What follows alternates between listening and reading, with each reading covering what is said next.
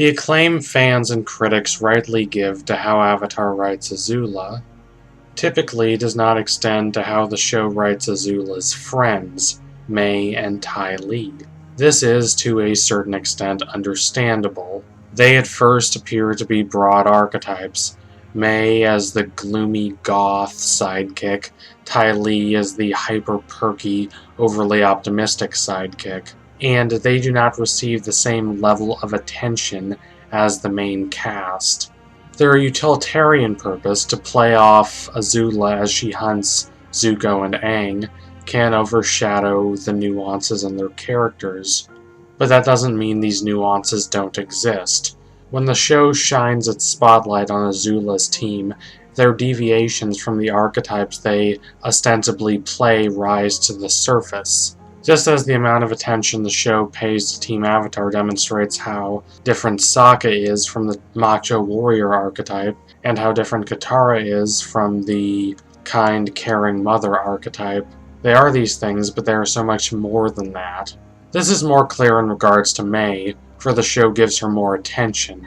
Because she is the girlfriend of Zuko, arguably the show's most important character, it pays a lot of attention to that side of her. It does not reduce her to the role she plays in Zuko's life. It doesn't squish her down into the girlfriend box. But in her interactions with Zuko, she does demonstrate certain sides of herself, certain facets that otherwise would have remained concealed. She can be sweet and funny, and when her heart breaks, you feel the depth of her pain. There's nothing simple about their relationship. I realize a lot of people don't like it, but I do. I think it's genuinely compelling. Circumstances may push them apart, but their love for each other is such that they always find a way to come back to each other. Ty Lee doesn't have anyone like that. She's flirty, at least towards Sokka, and guys certainly love flirting with her, as the show depicts in The Beach, but she never develops a serious romantic relationship, or any serious relationship for that matter. In the last episode of the show, Avatar Aang, Suki reveals that she has welcomed Ty Lee into the Kyoshi Warriors. But the show never explores the implications of this. It's just a nice, happy ribbon to tie on the arc of a character whose depths have never been fully explored.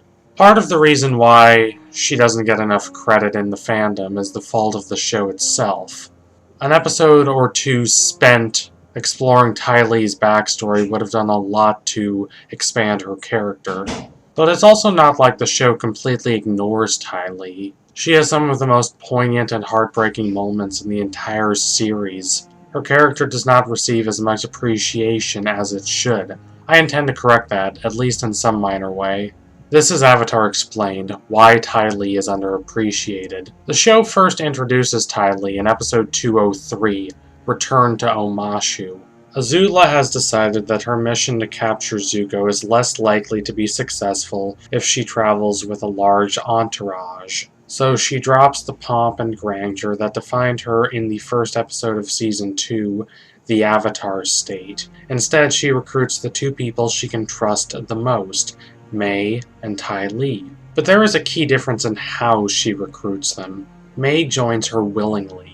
While Mai does not care as much about Azula as Azula believes, as demonstrated by Mai's betrayal of Azula in episode 315, The Boiling Rock Part 2, and Azula's subsequent mental breakdown, Mai does not need to be coerced into joining Azula. She's bored because she wants excitement and adventure, but she is expected to constantly keep quiet so as to not disrupt her father's political career. Ty Lee is another matter entirely. She has no desire to join Azula and is perfectly happy with her life in the circus. It's not exactly glamorous, but she doesn't care. We don't know who Ty Lee's parents were, but it's fair to assume they were very rich. Azula confirms that she and Ty Lee went to the same school, the Royal Fire Academy for Girls. And she says this with the tone of voice that implies that Ty Lee should not be living among circus performers. But unlike Azula, Ty Lee does not want or need power and success. She prefers being happy and doing what she loves. In fact, it's reasonable to wonder why she's friends with Azula in the first place. In my video on Mai, I discussed how Mai's desire for freedom and control is not unrelated to her friendship with Azula. Azula speaks her mind and does whatever she wants and gets away with it because she's the Fire Lord's daughter. It doesn't hurt that she's also a prodigious firebender and a cunning strategist. May wants some of that. But Ty Lee's appreciation for Azula is harder to understand, not least because we don't know that much about Ty Lee. Related to this is the central tension of her character. Why would she, someone who is so sunshiny and optimistic and free of the megalomania that afflicts Azula, someone who appears by all metrics to be a good person, if a little ditzy at points, support Azula? Sure, as she says in The Beach, she admires Azula's confidence, and she appreciates the fear Team Azula can evoke, but is that really all it is? There are other people in the Fire Nation who are confident and skilled firebenders and who can evoke fear, and more importantly, Ty Lee's admiration for these qualities conflicts with everything else we know about her as a character. Why would she want to evoke fear? And while admiring Azula's confidence is understandable, I admire Azula's confidence too, it's not like she constantly tries to make herself stand out. May says she has attention issues, criticizing her for having 10 boyfriends in The Beach, but there are no other moments in the series in which Ty Lee calls attention to herself. In reality, she doesn't even really call attention to herself there. She just happens into having all these boyfriends. She doesn't actively try to entice them. She never tries to project complete confidence and control. She never tries to be like Azula. Rather, she's content in following life wherever it takes her. The show perhaps demonstrates this in episode 213, The Drill. When Azula commands her friends to plunge into a stream of slurry, May refuses. Ty Lee doesn't. This reflects how her relationship with Azula is different from May's, but it also reflects how she does not really have any strong feelings as to what direction her life should take. I know that sounds like an insult, but it's not one. There really is something to be said for just going wherever the wind takes you.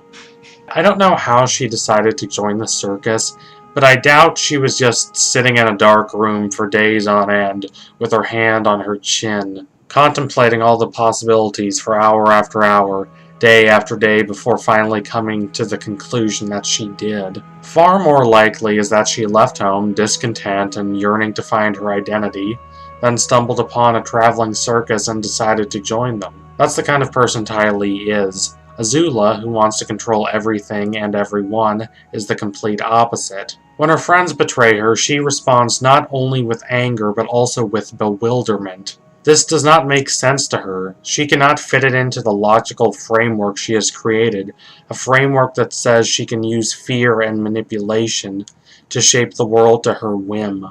If Ty Lee's attachment to Azula was based on nothing but admiration, logic would hold that Ty Lee would attempt to become more like Azula. And yet this never happens. Ty Lee, for better and for worse, never tries to be anyone except her aura-obsessed, bubbly self. This may sound strange, but I would argue that Azula appeals to Ty Lee not in spite of the inextricable differences between the two of them, but rather because of these differences. Azula is the person Ty Lee can never be.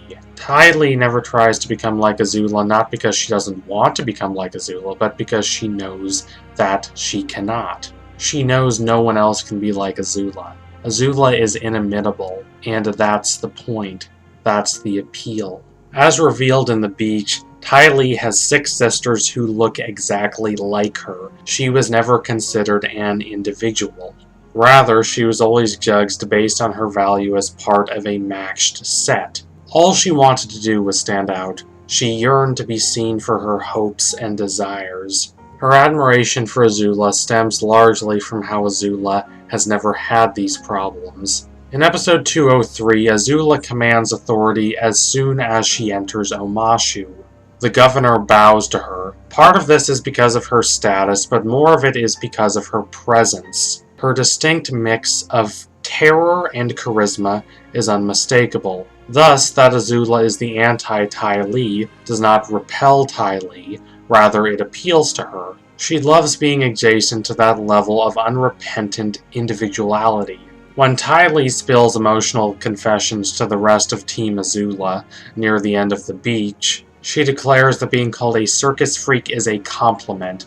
The circus has saved her from the murk of anonymity. But Azula doesn't have to do this. Wherever she goes, she always separates herself from the crowd. Now, this is not necessarily a positive. In The Beach, Azula makes the conscious decision to not reveal to the other partygoers who she is. She wants to question how they view Azula the human being, as opposed to Azula the Fire Nation princess. A question I really have not seen asked a lot is why she does this. It furthers the parallels between Zuko and Azula, yes, two siblings who do whatever it takes to don other identities so they do not have to deal with the existential questions plaguing them. The most obvious example of this parallel is their skilled impressions, a skill that no other character in the Avatar world possesses. And for Zuko, it makes sense. Iroh sums up Zuko's entire character conflict when he says to Zuko in episode 217, "Who are you and what do you want?" But Azula's character journey throughout Avatar The Last Airbender is about her tragic failure to let go of her false conceptions of herself. For reasons I have described in my Azula videos, Azula believes no one will love her. This is where her desire to control others through fear comes from. She knows her power is derived from cunning and status. Perhaps Azula not revealing her identity to others in The Beach is her testing this idea of hers in a low-risk environment. She doesn't want it to be true. Of course, Azula would never say as much. She's far too proud. Just like she would never admit that she doesn't believe anyone, except her cruel, tyrannical father loves her. But it is hard not to see her disappointment when her experiences after shedding her Fire Princess trappings support this cynical and dour worldview. Everyone distances themselves from her.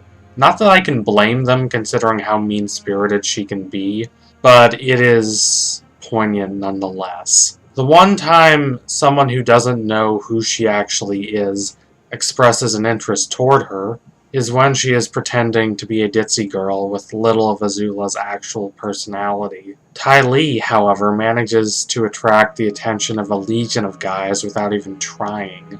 One would think she was a local popular girl, not someone who had spent a lot of time in a circus, then joined a crazed Fire Nation princess and trekked around the entire Earth Kingdom looking for the Avatar.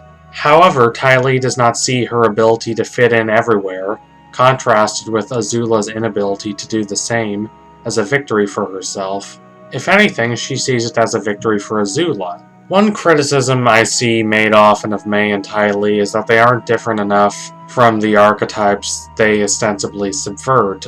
Mai may be more than a gloomy goth girl, but she is still a gloomy goth girl. Ty Lee may be more than an overly cheery, quasi-spiritual teenager, but she's still that. However, the tragic thing is that Ty Lee doesn't much like this archetype she can't escape from. She wishes she was someone who didn't attract positive attention wherever she went. She wishes she was someone as idiosyncratic and distinct as Azula, but she's not. This is a blessing, as it means she escapes the same fate that dooms Azula, but it's also a curse, as it means she has to try harder to exert her individuality. So thank you for watching. If you liked what you saw today, don't forget to like, comment, and subscribe. Donate to my Patreon if you can and you want to see more content like this. Keep watching Avatar. It is a fantastic show with beautifully written characters. Even characters who don't get a lot of attention paid to them are still really interesting when you start to dig into them.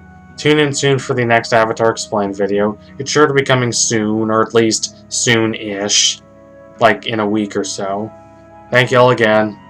Adios, comrades.